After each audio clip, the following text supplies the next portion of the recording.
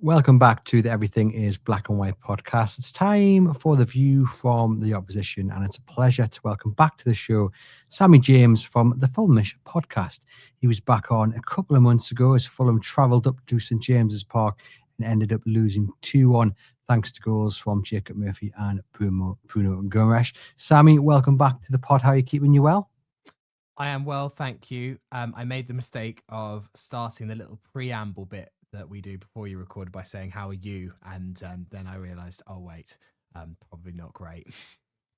Yeah, I've been better. We've recorded the Monday show and I let off a bit of steam and I felt quite good about that. But actually, having now sat down and come round to editing that, I feel a little bit angry again. So goodness knows how the rest of the week is going to go. And I suppose that's really the first question for you, having seen Newcastle United lose to Sunderland in the derby.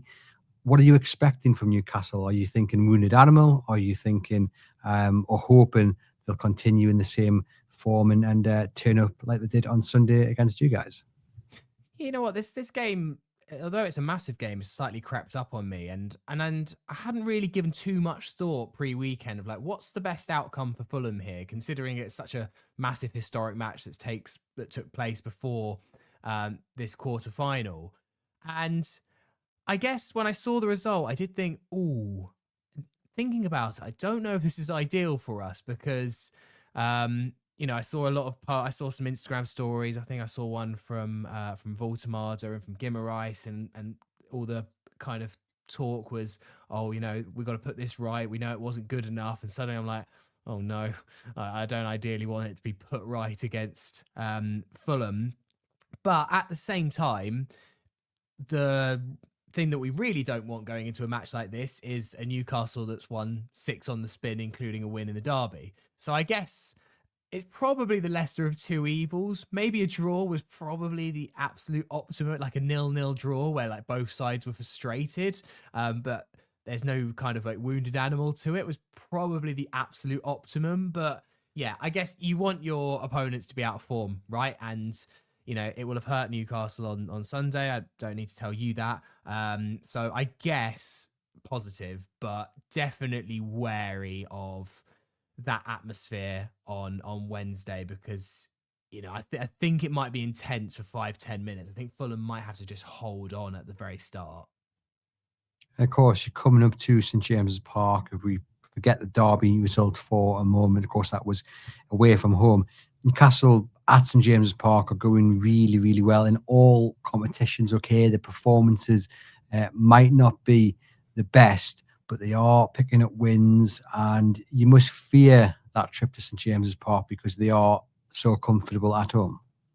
Yeah, I mean, when the draw was made, and I think our game was last out the hat from memory, so you knew it was Newcastle. I was there, not just for the logistics of it, but was thinking, please be at home, please be at home, please be at home, because you just know what Newcastle are like, right? Like brilliant at St James's, not very good away from St James's, and also looking at the schedule with it being Leverkusen, away derby, and then a trip down to London. I think that would be pretty ideal for us. Sadly, obviously, and I can't remember who did the draw, but they drew Newcastle first. So yeah, it's not ideal in any sense. We've obviously it's not been that long since we were at St James's Park and we lost there in the league. But I don't know. Like I think that it's obviously we're underdogs going into this match, and you do have a good record there. But at the same time, home away, it's a match of football against a team that's a little bit out of form, and that it certainly isn't perfect right now. And we might come on to it, but it's the Carabao Cup. We need a draw after 90 minutes to take this to penalties. And so there is a game plan there for Fulham to hold on to. And it's in our interests to frustrate potentially. Obviously, would it be great to win it in 90 minutes? Absolutely. But the prize is there of get it to penalties, and probably we're in quite good shape at that point. Do you think Marco Silva will be looking to deploy his players to frustrate Newcastle United, particularly in the first kind of 10, 15 minutes? Maybe just say to them, go out and show a bit more passion, make sure you go into that first challenge with everything you've got, and maybe try and tap into the reaction and the feeling of the Newcastle United fans, because yes, we're at home, yes, we're doing really well, at St James's Park, but there is this kind of there must be a reaction to what happened on Sunday, and I'm just thinking like if Fulham can tap into that expectation and that want that Newcastle United fans have, then that could actually work in their favour. 100%. I mean, we're actually, our last two away games, which we've won, have both been against sides where they've been a bit under the cosh from their own supporters. We won 2-1 away at Tottenham a couple of weeks ago, and then we won at Burnley. And in both cases, getting an early goal was massive for Fulham because it just turned the crowd against their own team, particularly in that Spurs game where we actually went 2-0 up in 5 minutes. And it's so, I think it's going to be a similar scenario in terms of what we can try to do on Wednesday. If we get the first goal here, you just know that that's going to be huge, not just because we're 1-0 up, but because then maybe the home fans might turn on the home team, and that's an ideal scenario for Fulham to be in. I think he'll be wary of a reaction in the first 5 to 10 minutes. I do think we're going to try and contain, and part of that is because of who is available for selection. Alex Iwobi, Sammy Chukwueze, and Calvin Bassey have all gone to AFCON. It's 3 huge players for us. There's just no way around that. And therefore, and I think the biggest impact is going to be in midfield, where suddenly we've just found a solution with Alex Iwobi being our kind of 8 central midfielder. He's working really well alongside Sander Berge. He's probably going to have to go back to Sasha Lukic alongside Sander Berge, which has not been very good for us this season and is an incredibly negative, boring, stifling midfield duo, but it's all we have. So therefore, I think he's going to play the both of them, and therefore, I think maybe it might be enforced on us to actually sit back, contain, rather than take the games to Newcastle, especially if that is who he goes for. I mean, Marco is capable of a surprise, in fairness. If you are telling our viewers and listeners that Fulham are going to sit back and contain, then they will be dreading that, because Newcastle United just have no luck in breaking down defences that sit deep and deploy that low block. So that's not what we want to hear. We want to hear you say you're going to take the game to Newcastle, because that's where Newcastle are at their best, when they can hit with pace. We're talking about reactions and what have you. You know, there was a lot of players, well, the majority of the players on Sunday who were dreadful, really, really poor. I guess individually, you'll be looking at some of those players, maybe the likes of Anthony Gordon, Anthony Elanga, who need to make things right, and you'll be fearing an individual reaction from some of Newcastle stars. 100%. And if you watched us on Saturday, you will probably have some opportunities to score, because although we won 3-2, we were so open. It was embarrassing how open we were against the Burnley side that you'd normally would imagine struggled to score goals. They probably actually could have scored 4 or 5 on Saturday. Like, we won and we got over the line, and there's some great performances going forward, but at the back we were truly shocking. Obviously there's going to be an enforced change with Bassey will be out. I don't actually think that's a terrible thing. I imagine a player called Jorge Cuenca is going to come in and replace Calvin Bassey, who has actually been really solid for us whenever he's played, and it's only really because of Calvin's form that he's not got into the team. Some Fulham fans actually think that Cuenca is a better defender than Calvin Bassey, even if Calvin, is capable of the extraordinary. I don't know if you saw the run and shot that he did on Saturday against Burnley, but it's kind of iconic in both good and bad ways. So yeah, we were really open. We have to shape up defensively, because if we defend like we did on Saturday against Elanga and Anthony Gordon, no matter how out of form and maybe under pressure they are, they're gonna get chances, because it was terrible. Well, that's good. Fingers crossed that you get chances and can showcase their talents. You mentioned there you're going to have a couple of enforced changes because of AFCON. What about the rest of the team? How serious is Marco Silva taking this? Really seriously. This is, I think, Fulham's biggest game of the season.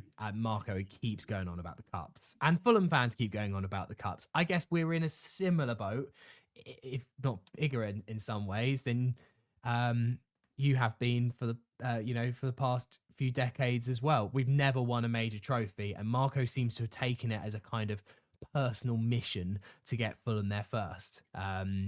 we keep falling at the quarterfinal, semi-final stage, and Marco is personally hugely motivated to get a trophy.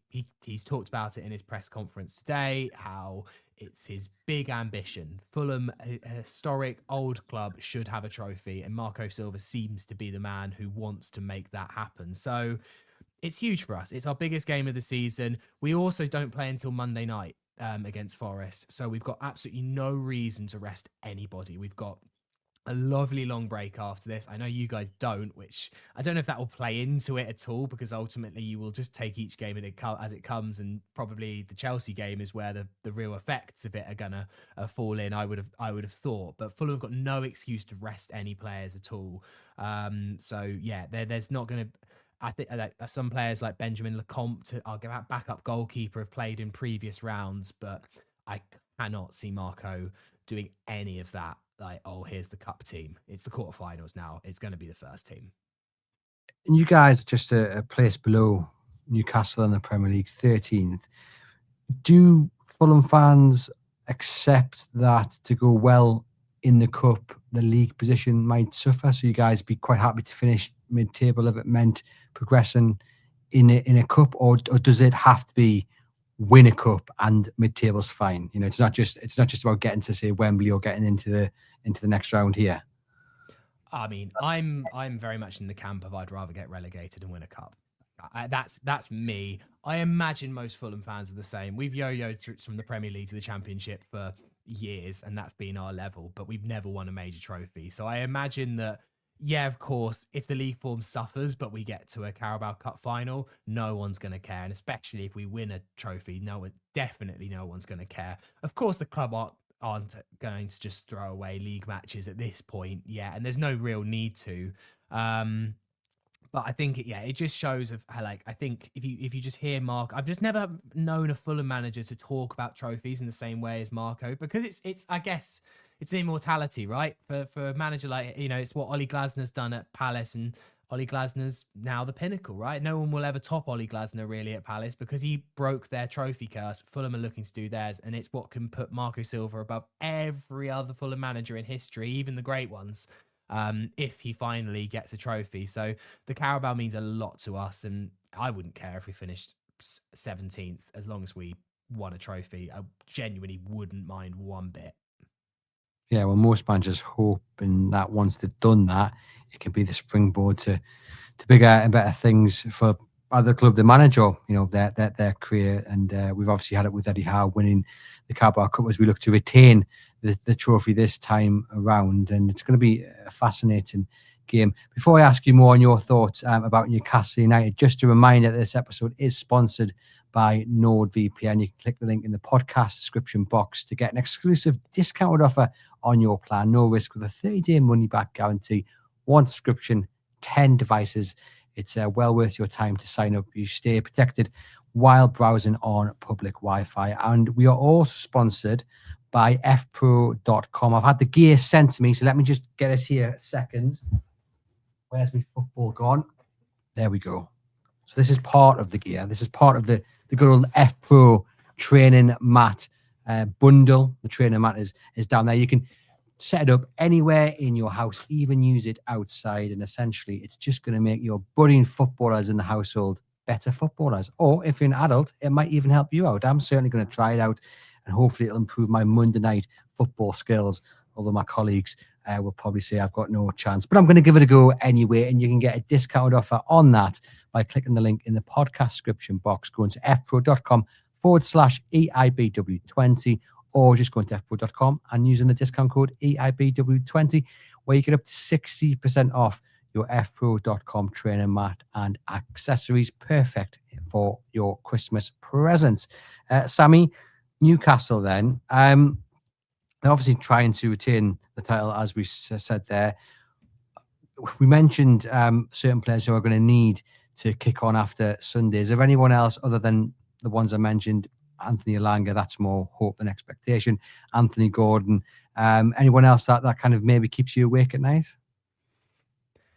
I think I said this last time I came on, but always wary of Newcastle's midfield, and certainly in the league match, We lost control of that midfield in the last 15 minutes of that game. We did so well to get back into it. And then we made some dodgy substitutions from memory that just meant that we ceded back control. Obviously, there was a couple of huge individual errors in that game from Calvin Bassey that were really what did cost Fulham in the end. So, yeah, I look at Newcastle's midfield, everyone that you're able to bring in, Guimaraes, Tonali, Miley, whoever it is, you know that it's going to be a tough battle. It's another reason why I'm not going to be too shocked if he brings back Sasha Lukic, because Sasha Lukic is always ready for a scrap in midfield.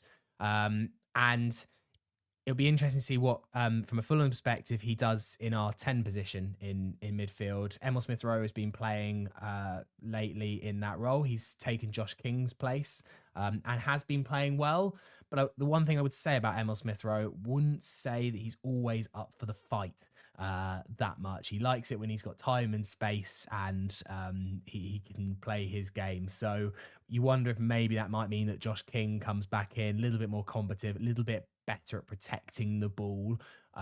So yeah, I think I only have to look at the midfield, and that's always what scares me. I guess kind of my interesting question is, obviously looks like Dan Burn might have picked up an injury. So what Newcastle do at centre back? I guess there are other players that can come in, but I feel like that might be a bit of a boost for us. Not that Raul Jimenez up top for Fulham is really pulling up many trees at the moment.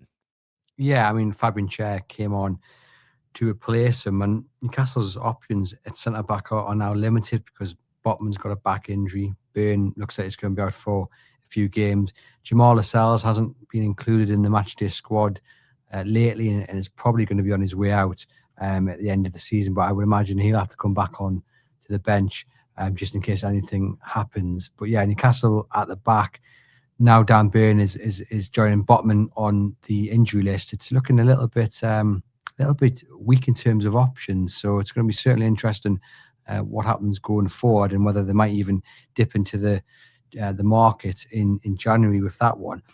You mentioned that it is the biggest game of the season for Fulham. Does that come with a bit of pressure then? If you're labeling it that, if you're taking the assumption that Marco Silva's doing the same as well? Yes, pressure, but I think it's I think pressure that the players will relish and welcome, but there definitely is a bit of a mental block around these big cup games. Because we just keep getting stung in them, and we keep kind of being like one or two steps away from Wembley. We won a big cup quarter-final 2 seasons ago when we went up to Goodison Park and won there on penalties, and got through to the semi-finals of the Carabao, where we played Liverpool and just fell short. So Fulham definitely know how to get up for these occasions. Obviously, last season in the FA Cup, we won away at Man United in the 5th round, which was another brilliant result, a real monkey off our back because of what had happened at Old Trafford a couple of years previously in that cup. So we've had a real, Fulham keep getting to these stages of the cup, and Marco Silva puts such heavy importance on it. So I think we've been here now a few times where I don't think the occasion of like, oh God, this is our biggest game of the season is what's going to overwhelm us. It's just unfortunate from our point of view that this is such a difficult game, in terms of there was far easier options for us to get into the quarterfinal, having to go away up to St. James's Park, and also just the timing of AFCON. Like if we could have just held on to those Nigeria boys for this game, I think we'd all like, fine, we're going to lose them for some league games in Christmas, we can accept that. But they're so crucial to everything that we've done. We've put a lot of eggs in the Nigerian basket, and the fact that they're not here does just mean that this game, I think with those three, I genuinely going into this thinking that Fulham definitely can win. Now I'm like, it's a flip of a coin, and I would be delighted if we can just frustrate, get to penalties. We're quite good at penalties. That's the only other thing. We've looked decent from penalty shootouts over the years under Marco Silva. We win more than we lose. And generally, if you saw our penalties away at Man United last year, we scored all of them. It just, like, we absolutely banged in all of them. So we're generally quite good at penalty shootouts as well. So I think from our perspective, if we can keep it tight and take it to spot kicks, I think that's a bit of a win for us. Then we'll take the lottery when we get there. I guess, well, if this game had come, 2 weeks down the line, when Marco Silva had time to maybe just get used to not having those three key players who have gone off to AFCON. It maybe would have come at a better time. I mean, the opposition you've faced as well to get to this stage, you've played 3 games, Bristol City, Cambridge and Wickham, beat Wickham on penalties. Newcastle have displaced Bradford and Spurs, and obviously started the round after you guys did because they won it last year. Does the lack of Premier League opposition have any bearing for you guys in terms of who you've had to overcome to get to this stage, or does it not really matter? I don't think it matters really. I think we'll just see this as another game against Premier League opposition. We've been woeful in the Carabao, by the way. The fact that we were okay against Bristol City, I think, in the second round for the first half an hour, then we held on towards the end. Cambridge was awful. We won 1-0, and we were genuinely, and Wickham we weren't much better, and we scraped through on penalties. So yeah, I'm hoping that the previous Carabao Cup games don't come into this, because we have been truly dreadful and only bailed out by the fact that we've played teams way below us in the pyramid. I don't know if you can hear that knocking at the door, Sammy, but it's the doctor with his prescription, and on it just says Newcastle United, and he's going to hand it to Marco Silva, and he's going to make it the remedy, because if you've been awful, all you need is that hit of Newcastle United, and you'll be perfect. You'll be right through the next round. That's the kind of mindset we're in. We also often prescribed Dr. Fulham to our patients as well. So it's maybe it's a team. Spurs do the same, isn't it? Maybe it's a team that are playing in white and a bit of black. Yeah, potentially. Hopefully, though, that remedy does not work, and Newcastle can get through to the next round. How do you see Wednesday going? I've said it throughout this chat, so I'm going to stick to my guns. I just see penalties. I don't know why. I see it being penalties. 1-1, and then I'll back us to win the shootout because we are okay on penalties. But yeah, I don't know why. I don't back us to keep a clean sheet because we do look pretty ropey defensively. We've always got a goal in us. I'm going to go for 1-1 penalty shootout. Please, Fulham. I can't take it. I did foolishly in the pre-season Fulhamish podcast say that we'll win the Carabao Cup. It's good to have dreams, and I'm very much manifesting, but I will dine out on it forever if we do. So come on, Fulham. Well, last season I went particularly early and said Newcastle were going to win the cup, and I got laughed at. Even when we got Arsenal in the semi-finals, I'd already booked my tickets to Wembley because I was like, we're going to win it. And we did. So, it's always good to have that little bit of hope.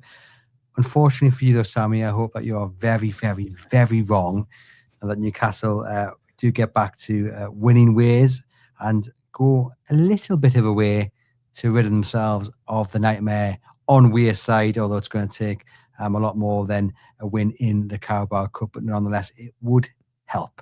Thank you to you guys for watching and listening. Do get into the comments and share your thoughts on Newcastle United's visit of Fulham on Wednesday. Let me know your thoughts on anything that Sammy's had to say about the way Fulham will approach this game. And do you think Newcastle United will get through to the semi-finals? It's been a pleasure as always, and I'll see you guys very soon.